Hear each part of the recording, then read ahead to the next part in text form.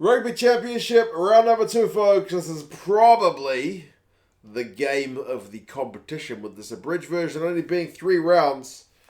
This has already been billed as a title-deciding match. You got the 2 undefeated sides, the All Blacks and the Springboks. The Springboks are in first, having given the Wallabies a bit of a hiding, and the All Blacks on their return from Argentina, having likewise done so over the Pumas. Going head-to-head here in Auckland. We're going to go through the squads, some recent history, some stats and predictions, and you guys can let us know your thoughts on how this one may be going to go. But yeah, Springboks are top of the log at the moment. The All Blacks are in second, based on the points difference between the sides. And yeah, man, it's just All Blacks and Springboks resumed, which is always, I don't know, it's always a tasty affair. But last week's results just make it even tastier. The recent history between the sides doesn't include any games in New Zealand. We haven't seen the All Blacks and Springboks play in New Zealand since 2019, and that was a draw, so that's not a part of the last 5 games. The last 5 games, you've got that last Rugby World Cup game in Japan, 2 games in Australia, and 2 games in South Africa. So they were both splits. Of the 2 games in Australia, 1 went to New Zealand, 1 went to South Africa, and then the 2 games in South Africa, the same thing happened, although it was in the reverse order. And yeah, there's no New Zealand games in there, so it's been a wee while, man. And if I'm not mistaken, the last time the All Blacks beat the Springboks in New Zealand, it was that 57-0 game, which is madness, which means Rusty's never lost over here, which is, again, it's just kind of a crazy state of affairs. I guess with the COVID thing, we haven't seen these sides playing that much, which is a pity. But man, it all comes down to this weekend. The All Blacks lineup is pretty stable. They sent the majority of their guys to Argentina, so if anything, they are going to have probably more jet lag than some of the Springboks guys. Because remember, some of the Springboks guys, they came over to here to NZ early, so they will, if anything, have acclimatized slightly better. Not the entire squad. I know Will Jordan, from the All Blacks point of view, didn't travel to Argentina because he wasn't quite 100%, but he has been named, so he's one guy who should be kind of back and ready to go. But I mean, it's stable. Ethan de Groot, Codie, Telea, and Tyrel. Lomax, that's the same 2 props as last week, who were dominant in their scrummaging against Argentina. Like, dominant, which is pleasing from an All Blacks point of view, because you've got some big South African beef coming to town, so you want to have some confidence going to scrum time. I'm sure it'll be a tougher battle than it was against the 2 young Argentinian props. And Codie Taylor gets a start, whereas he was on the bench last week. Brodie Retallick is back in. Remember, he didn't play last week either, so that's a big name guy to have back. He replaces Josh Lord, and Scotty Barrett swaps jersey numbers 4 to 5, and he continues on in the second round. He was immense last week. Scotty Barrett, with his work rate, he was just bloody everywhere, winning line-outs and going close to tries and offloading for a try and making tackles, and he was just doing a bit of everything, line-out steals and the whole shebang. So Scott Barrett's been in some good form, continuing on from his Super Rugby form. Shannon, Frizell, Sam Cane, and Ardie Savea, same back row as last week, and all 3 guys were really impressive. Ardie Savea continues to be one of the best players in the world. Scored a try. Sam Cane tackled the house down. Got into a bit of trouble for tripping over that kid, but no kind of ban or anything for that. Who was the pitch invader at the end of the game. And Shannon Frizell put in one of his better shifts as an All Blacks jersey as well. Winning lineouts and big carries and whatnot. So, yeah, pleasing from the All Blacks back row. Aaron Smith continues on at number 9. That's pretty steady as she goes. He only ran it once last week and scored a try from it. And his distribution, as normal, is pretty on point. And then Richie Moore gets the promotion from the bench, the number 10 jersey. I think this was pretty much always going to happen. Like, I thought it was going to happen, and if I think it's going to happen, it's got to be pretty bloody obvious, because I'm not the sharpest tool in the shed. But yeah, D-Max nowhere to be seen. Despite putting in a kind of 3-try-assist show in the 10 jersey last week, I always felt like for South Africa they were going to bring back Richie Mo'unga, and sure enough, that is the case. Jordie, Barrett, Rieko, Ioane continue on in the midfield, and that's going to be an important part of the All Blacks game as well. Jordie Barrett was bloody big in his influence on the game last week. 14 carries, 13 tackles, scored a try. He was just immense in his work. And Rieko Ioane, still more of a kind of threat as a ball-carrying 13 than a distributing 13. But, 2 clean breaks, 4 defenders beaten, scored a try.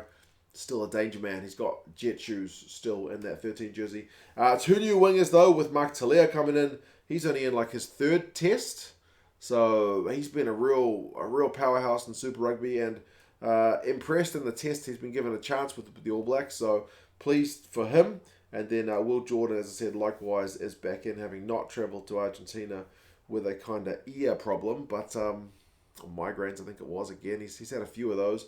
And then Barrett continues on at 15 and played pretty bloody well there last week, you'd have to admit. Replacements-wise, Samisoni Taukei'aho, he's our big ball carrying hooker as a replacement. He's going to be, I would say, pretty immense if he comes on early second half. And then Tamaiti Williams is going to get his debut in the number 17 jersey. If you're a South African fan and haven't been tuning into Super Rugby for a while, you probably won't know who Tamaiti Williams is, but let me just tell you, 140 kilos, 22 years old. Probably right up your alley. You're going to appreciate this big unit of a man when he comes on. So, yeah, he's a big dude. And Nepo Laulala is there as well. Tupou Vaa'I continues on as the lock replacement. Dalton Papali'i is the loose forward replacement. And then Finlay, Christie, Braydon, Ennor, and Caleb Clark are the back replacements. So Caleb Clark drops to the bench after starting last week. Ennor shifts from 23 to 22. So there's no kind of 10 on the bench, but Brodie, I guess, will fill in at 10 if anything happened to Richie Mo'unga. So that is the All Blacks lineup. There's no Sam Whitelock. There was a bit of talk about him potentially being back in after kind of coming back to fitness from that Super Rugby final, but still no sign of him just yet. But Brodie's back, so happy days from an All Blacks point of view. For the Springboks, sending some of these guys to New Zealand early is looking like a pretty genius move. I mean, Jacques Nienaber in the press conference did mention it's kind of a double-edged sword. Like the guys who played, he didn't say that in this words, but are basically battle-hardened, whereas the guys who travelled maybe don't have that battle-hardened edge about them, but they're certainly more well-adjusted to the time zone and everything. So I guess we'll find out which is going to be more beneficial. But so many of the guys that they sent are experienced test campaigners. You feel like they don't really need that kind of much of a warm-up to get back to full kind of 100% game. So Kits off Mbonambi and Malherbe. That's the same front row as last week. So these guys did play last week. So it's potentially a bit of a jet lag front row, but the same as the All Blacks essentially, because the All Blacks guys all travelled as well. Scrum time is going to be big, and I mentioned how the All Blacks guys stood up well against the Argentinians. The South African set piece, especially scrum time against the Aussies and Maul as well, it looked pretty bloody good. Line out maybe was a little bit less smooth, but you feel like whoever gets on top at scrum time, it's a bit of a cliche, but whoever gets on top at scrum time is going to be putting themselves probably in the driver's seat. Etzebeth and Diaka are named locks, and Etzebeth is named as captain. However, sadly, I did read that his father has since passed away since the team naming. So I haven't read anything about what the plan is for Eben. Is he going to head back to South Africa first thing, or is he still going to play? We've seen players do both in the past. Sometimes they'll say that their family member would have wanted them to play. Some guys want to go back and attend the funeral and deal with the grieving and whatnot. Eben will make his decision, whichever works best for him, basically. So yeah, I'm sure all rugby fans will support him if he wants to go home, and also support him if he wants to stay with the team. So condolences go out to big old Eben, but he is the guy who's named, and he is captain if he plays. Jean Klein, who's not named in the 23, did travel, so they do have another lock at hand. And Jean-Luc Dupria also came along in the early travelling squad, so he could also fill in if they decide, or Snyman could get a promotion from the bench and one of those guys could go in. We'll see. They'll manage it as the best they can. Quokka Smith, Franco Mostert, and Jasper Visa. That's your back row. None of those guys played last week. These are all fresh guys who were part of the early travelling squad. You would imagine Jasper Visa is going to take over the big ball carrying role that we saw more from Peter Steph du Toit last week. Like, du Toit was bloody everywhere. Visa is a very, very good ball carrier, so I would expect maybe a bit more from him at number 8. And then Mostert will hopefully be looking to secure a bit more of the old line-out ball, which, as I said, wasn't always that smooth last week. And then Quokka Smith, he'll be putting pressure on at the breakdown 100%. Faf de Klerk and Damien Willems are actually a 9-10 combo. So Faf is part of the travelling squad. Damien played last week but from the bench, so it's a promotion for him to that number 10 jersey. And Damien Willems essentially has to take over the Frans Steyn role now that Frans Steyn is retired, as that kind of utility guy who can cover a bit of everything. Like, the Boks have gone with a 6-2 split once again, and I think they're enabled to do that partly because of Damien Willems' versatility. So he's named to 10. So big pressure on him, man, to to play at 10. Like, is 10 his best position? We've seen him play maybe some of his best rugby at 12. But, yeah, it's a big occasion up against a pretty good 10 in Richie Mo'unga. But, we'll see how well he handles the pressure. Faf, a certain experienced guy to have, alongside him. And we may see a little bit more box kicking from the box than what we saw last week with old Faf there. But, man, they let the wingers loose last week, so we'll have to wait and see. Dealende is back in for Esterhazen, who was bloody good last week as well. So Esterhazen was just carrying for days. The box had that much possession.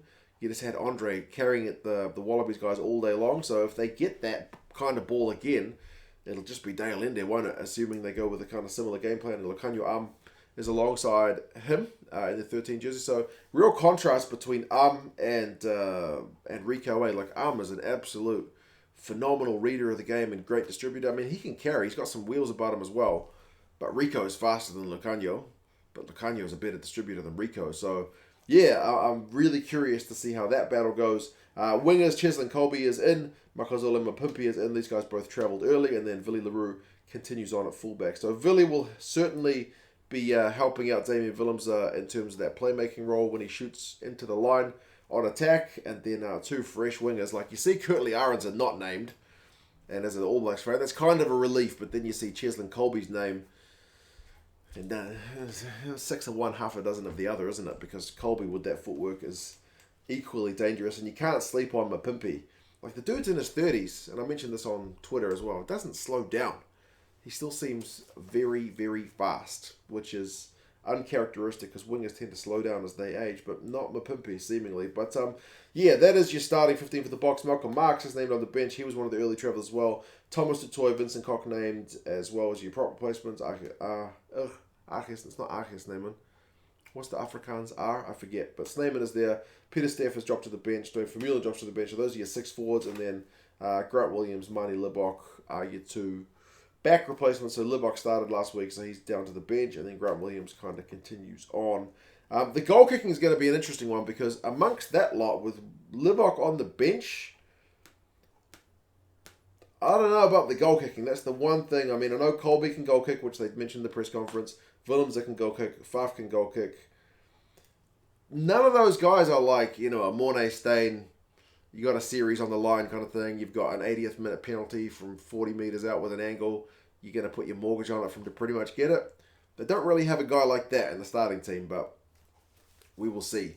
We will see. They can always bring on Libok because he's probably got the best boot of the lot. And as I said, the other guys can all go kick too. So, yeah, we will have to wait and see. Stats-wise between the two teams, I mean, South Africa in the game against Australia last week had the most clean breaks, the most defenders beaten, the most run meters. But as I mentioned, with those two kind of relatively inexperienced locks at Springboks level, Ori and Klein, the lineout was at 79%, which is low for the box, whereas the All Blacks were at 90%, which was very, very stable. So the All Blacks will be looking to emulate that. But then the All Blacks, as well as they scored a bunch of tries too. Their ruck completion percentage was the lowest one. You can't be doing that against South Africa. So they'll certainly get punished if they are off the boil with that kind of physical edge that is needed. And the All Blacks didn't goal kick that well last week with D-Mac, so Mo'unga will be under a bit of pressure if he kicks, or if it's Jordie Barrett, or if it's Beauden Barrett. They've also got options depending on which guy gets the nod. Average score between the sides in the last 5 games is 23-22 to to New Zealand. So it's very close. It's bugger all in it between the two sides. But then when you look at the predictions, the bookies have got New Zealand by 7, and the rugby forecast algorithm's got New Zealand by 10. So, I don't know, there are a few games like where it's been more than 10 points, like 35-23 in Joburg last year, All Blacks, and then 26-10 the week before South Africa. So, you've got 10 plus point wins there. Then the World Cup game was also a 10-pointer. Then you got a couple of 2-pointers in there as well. So, I don't know. My gut tells me it's going to be close. It is at Mount Smart Stadium, which is not usually a rugby union ground. It is a rugby league ground. I think they said there's 31,000 tickets sold. So they must have put in some extra seating at Mount Smart for this one. Matthew Raynal is the ref. Hopefully we get a good atmosphere. 7:05 in the evening, local kickoff time, so that'll be in the morning for you guys in South Africa. For you guys in the States, if you want to watch the game, it's on Flow Rugby, so I'll put a link down to Flow in the description. If there was one rugby championship game you were going to watch this year, I would have thought this is the one. So, yeah, you guys let us know your thoughts. Do you reckon the Boks can continue this good run with Rassie and Jacques in charge away from home, or do you think the All Blacks here in NZ will just be too good? You guys have any thoughts, and yeah, I will talk to you guys again soon. Together.